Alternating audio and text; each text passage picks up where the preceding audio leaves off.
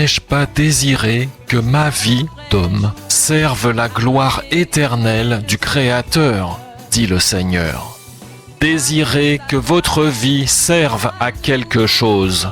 Désirez qu'elle serve la gloire éternelle d'Élohim, le Créateur. 1. Une vie bénie ou une vie maudite. Qui n'espérera pas que sa vie soit bénie plutôt que maudite? Or, une vie bénie est forcément une vie qui sert Élohim le Créateur, qui est soumise à lui, puisque c'est le Créateur qui bénit ce monde de sa bénédiction, son feu, sa volonté, son esprit saint. 2. Une vie maudite, une vie tournée vers soi-même. Une vie tournée vers soi-même est l'enseignement de ce monde, de la consommation, qui proclame « Faites-vous plaisir, achetez et consommez afin de profiter ». Recherchez les plaisirs, les sensations personnelles, plutôt que de se mettre au service des autres. Or, rechercher les plaisirs personnels lorsqu'on sait qu'on va mourir n'est pas préparer son éternité, n'est pas prudent, mais correspond à perdre son temps, le temps qui nous est donné afin de préparer notre éternité. Il s'agit d'une mauvaise compréhension du sens de la vie. 3. Racheter le temps. Dans un monde qui souffre tel que celui dans lequel nous vivons, que pouvons-nous faire d'autre que de souffrir avec lui? Si nous acceptons de souffrir avec lui, nous sommes en phase, en accord avec lui. Mais si nous refusons de souffrir avec lui, nous nous retrouvons en opposition avec la création, nous luttons contre elle et nous perdons notre temps, puisque nous nous opposons au Créateur qui est tout-puissant, au monde qu'il a ordonné de cette manière. 4. Que signifie donc racheter le temps? Et comment le racheter, direz-vous? Est-ce utiliser mon argent pour faire des bonnes œuvres? Réponse. Ce monde ne dit-il pas que le temps c'est de l'argent? Racheter le temps correspond à utiliser le temps qui nous est donné pour servir le Créateur, le Seigneur, plutôt que les futilités de ce monde ou les gloires temporelles qui ne dureront pas. C'est accepter de renoncer à sa propre vie afin de sauver son âme, puisque c'est la volonté du Créateur qui déclare dans sa parole qu'il désire que toute âme soit sauvée, selon 1 Timothée 2, verset 4, plutôt que perdue, condamnée à cause de ses œuvres mauvaises, le péché. Racheter le temps, c'est chercher le Créateur pendant le temps qu'il nous donne à vivre selon sa parole, un temps favorable au salut. Les jours sont mauvais pour ce monde. Éphésiens 5, verset 1. Devenez donc imitateurs d'Élohim, comme des enfants bien-aimés, et marchez dans l'amour, de même que le Machia nous a aimés et s'est livré lui-même à Élohim pour nous.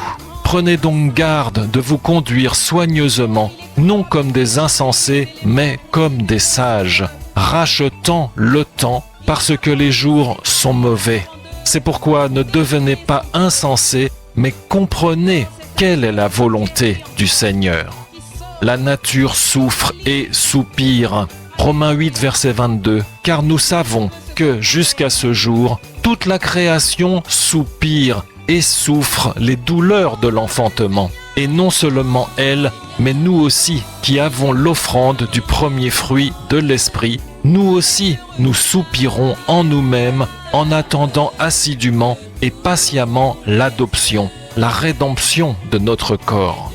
Hommes et femmes de ce monde, ma parole ne dit-elle pas que je ne mettrai pas dehors celui qui vient à moi, dit Yeshua. Croyez en moi. Amen. Message en téléchargement sur uneparolepourlétranger.net. N'ai-je pas désiré que ma vie d'homme serve la gloire éternelle du Créateur, dit le Seigneur. Désirez que votre vie serve à quelque chose. Désirez qu'elle serve la gloire éternelle d'Élohim, le Créateur.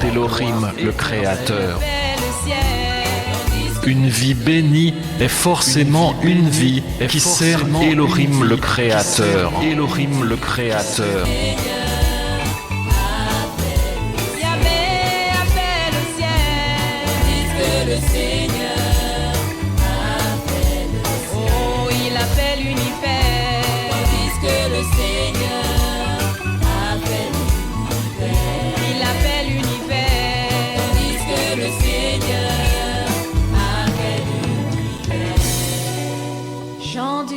entier. Rechercher les plaisirs personnels lorsqu'on sait qu'on va mourir correspond à perdre son temps, le temps qui nous est donné afin de préparer notre éternité. Chants du monde entier, chantez pour le Seigneur. Jour après jour, annoncez qu'il est le Sauveur.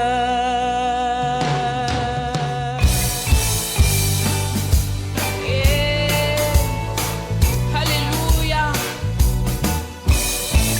Notre Dieu est grand et puissant. Il fait ce qu'il veut. Racheter le temps, c'est chercher le Créateur pendant le temps qu'il nous donne à vivre un temps favorable au salut.